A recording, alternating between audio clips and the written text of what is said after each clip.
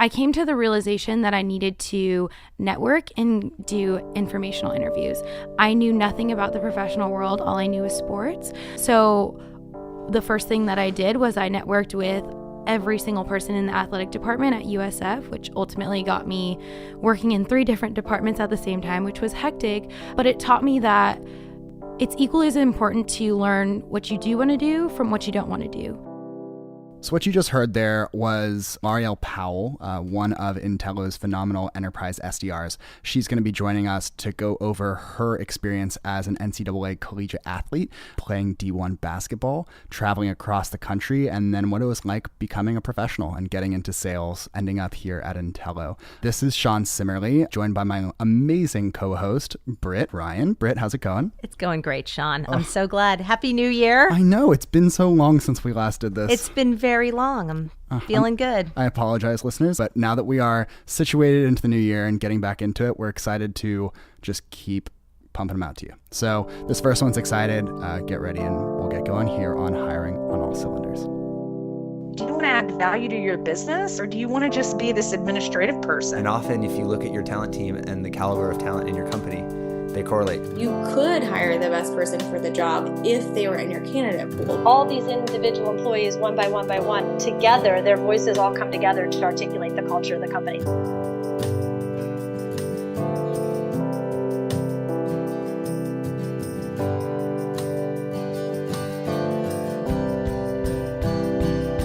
So Lariel, tell me about one of your proudest moments as an NCAA athlete. So one of my proudest moments as an NCAA athlete was my sophomore year preseason. Every year we played a huge game against a big Division I team, and that year we played Oregon. We won in double overtime, and it was just super exciting because we weren't expected to win that game at all, and Oregon was actually a really good team that year. So being able to play on their home court and beat them in double overtime was amazing. Underdog story? Exactly. Absolutely. Classic. And how many of those moments do you think you can look back at from when you were a basketball player at what university again? Portland State University. Okay, so how many of those moments do you think back on wow, that was just something that I want to remember? To be honest, our team wasn't the best. Just being honest. But I think I had a lot of those wow, this was an amazing moment off of the basketball court just because of where I was and who my teammates were. I think I had a lot of just huge, revelations throughout college that related to basketball, but not necessarily on the basketball court. Absolutely. I love that.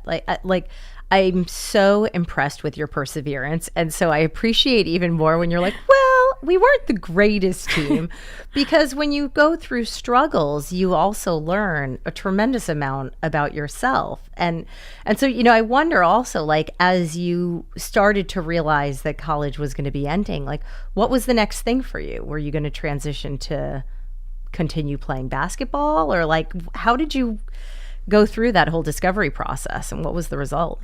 Yeah, so I was really fickle after my senior season, actually, of basketball. I still had a few months of school left, and so at that time, I knew that I needed to take advantage of my time in Portland and try and get in some sort of internship or networking with some sort of professional in an area that I thought was interesting to me. So that's when I took on the internship at the domestic violence shelter, because I definitely thought that I wanted to work in some sort of social work or with juvenile delinquents, kind of trying to reduce recidivism rates.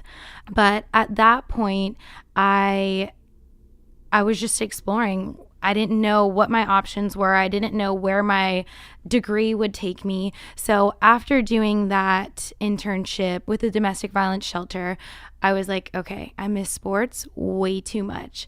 And so at that point, when you go through college, your basketball became a job for me. I loved it my entire life, but once it became something that I had to do versus something that I wanted to do, I didn't want to play the game anymore. I didn't want to touch a basketball. And then after that internship, I was wow, I do miss sports. That was my entire life.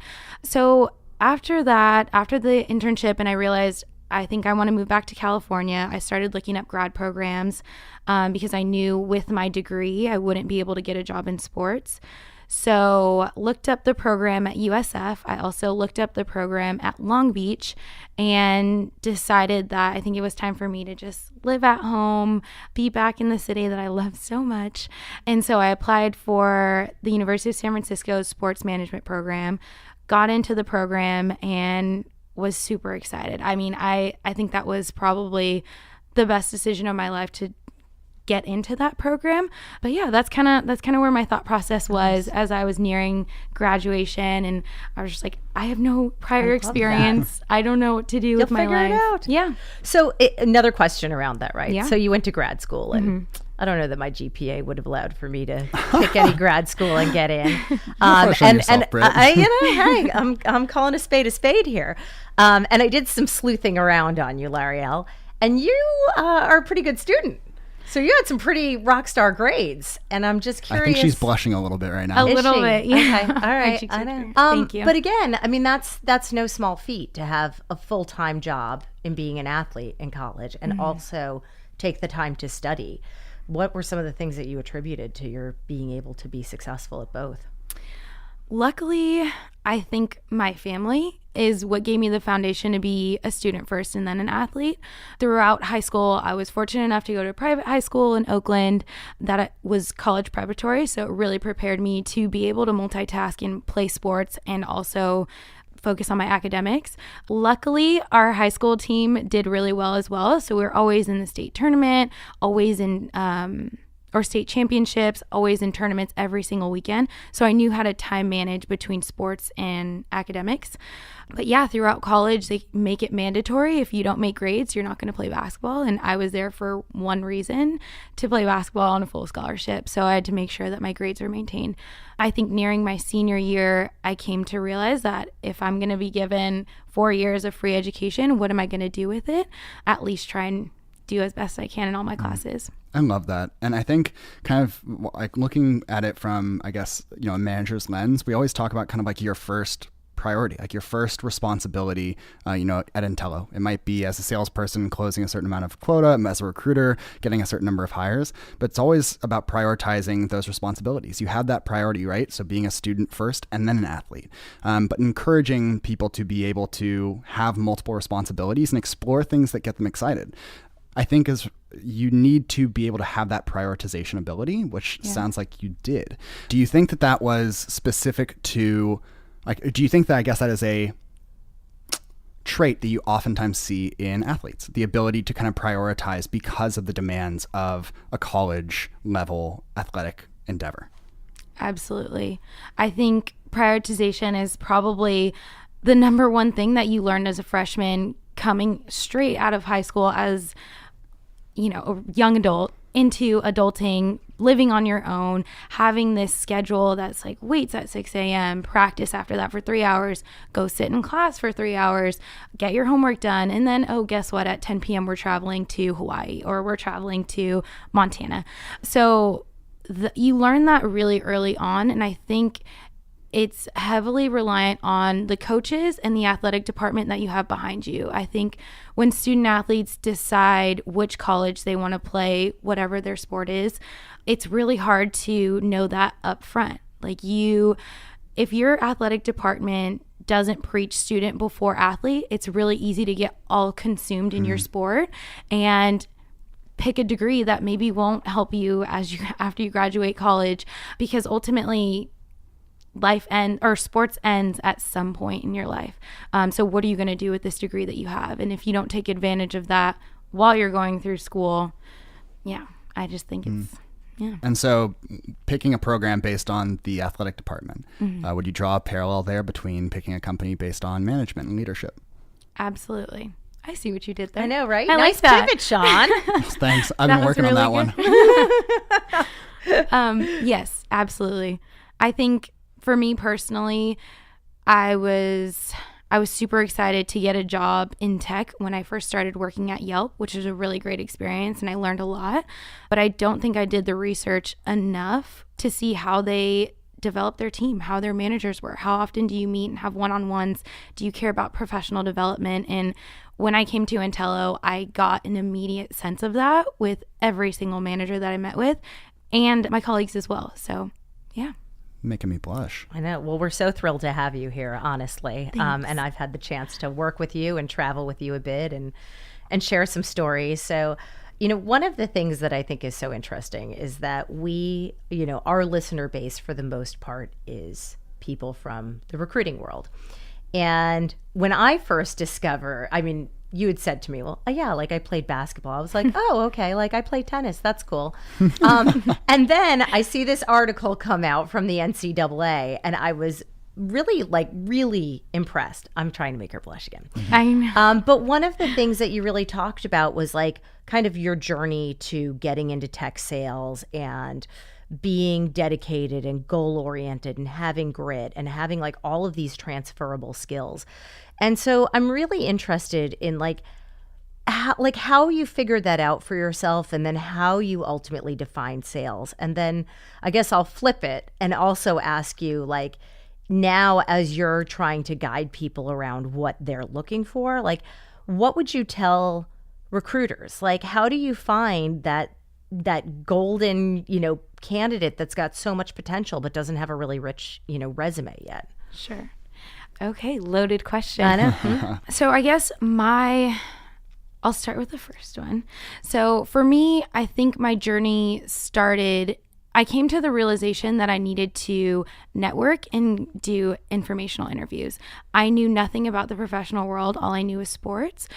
So once I was finally done with basketball, moved on to USF in my grad program, my first class that I took preached informational interviews, networking.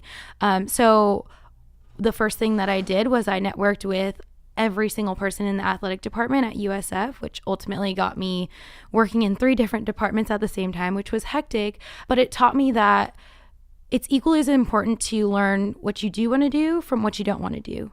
And so I think that was my biggest thing. I had this idea that I wanted to work with student athletes to help them prepare for life after sports, help them truly map out their journey throughout college so that they can get internships and they can get this experience. And once I realized that USF's athletic department wasn't a good fit for me, I just started asking around with my friends, like, hey, do you like your job? Where are you working? Being in the Silicon Valley, there's so many people, so many of my friends working in tech. So it was a good opportunity to network with just my friends, which is how I found Yelp. And it was a great experience. Again, learned a lot about sales, but it just wasn't a good fit for me. So one of my really good friends works at a firm, and she was like, talk to one of our account executives. She's awesome. She's worked in tech all over the city. She would be a great resource for you. So when I met with her, she actually introduced me to Amina and quite a few other recruiters that she knew and was like, do research on the company, really hone in on their company culture and figure out if it would be a good fit for you. And I think that was my biggest thing. I was focused on other components of a company and not really focused on the company culture. So that was my biggest thing when I was interviewing with Entelo and various other companies, but that's kind of what got me to where I am now.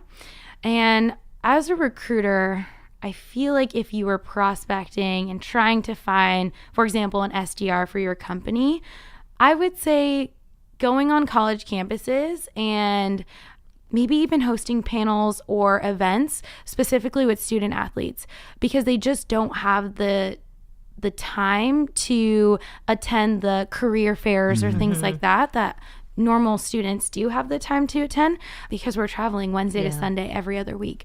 So I think maybe having career fairs specific for student athletes would be awesome. As a recruiter, I think that would be a great time to kind of reach out. That's amazing. Maybe I'll recruit you to my team and then Hey, hands off. We can have you out on campus. Yeah, that'd be great. That's interesting. I mean, I wonder, would it be, instead of hosting like those kind of formal, job fairs, which I know, like, there are so many people that go to them and sometimes it can be difficult to schedule, especially if you're looking at athletes. I wonder if recruiters approached athletic directors or approached coaches specifically and said, like, are people on your team looking to make a transition? Yeah. And if so, I'd love to just like get coffee with anyone. Yeah. And like, just like you said, like, I loved the fact that you went out and just looked for networking opportunities. I feel like there's so much value in hearing from someone and learning like, oh, I do not want to work in that kind of job or that specific company, but you never know that until you actually ask and have a cup of coffee and talk with someone about it. Obviously, I need a cup of coffee because that's like the third time I just mentioned it. But that's interesting, for sure. Determining what it is you do not want to do really resonated. Yeah. I think the networking piece is so interesting too, because that's not like, I didn't grow up in a traditional family where, my parents went to a corporate office every day, and I never had that advice. Like, I didn't really get it. And I also didn't have social media because I'm old, but Oh my God. Oh man, Britt. just, calling it like it is. So we talked a little bit about this, and you kind of mentioned this in that article from the NCAA, but what do you think specifically about athletes make them stand out in the professional world or through the interview process? I definitely think that grit is one of them. I think student athletes are pretty goal oriented. So anytime you put anything in front of them, for the most part, this is obviously generally speaking, but yeah, I would say grit. A lot of student athletes have persistence.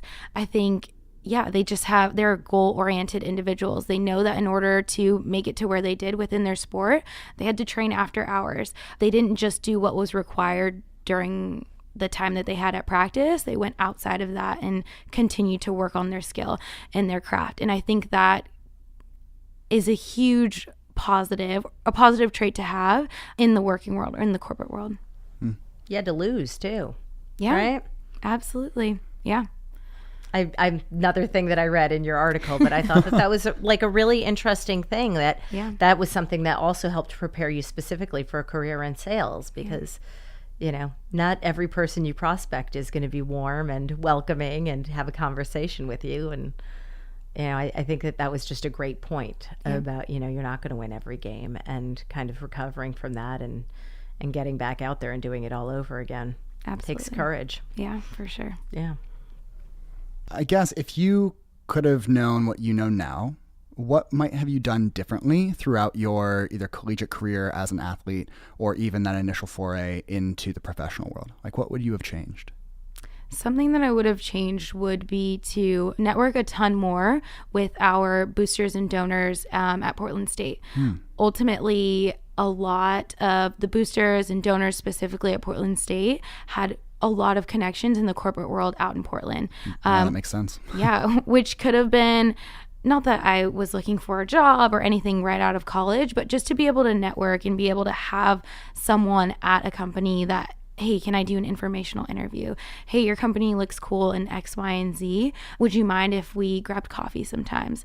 I think that as a student athlete, I could have taken advantage of that way more. And I realized that a lot of the student athletes at the University of San Francisco actually did that a ton. They had networking dinners with their boosters and donors all the time. And I wish that's something that I would have done going throughout college.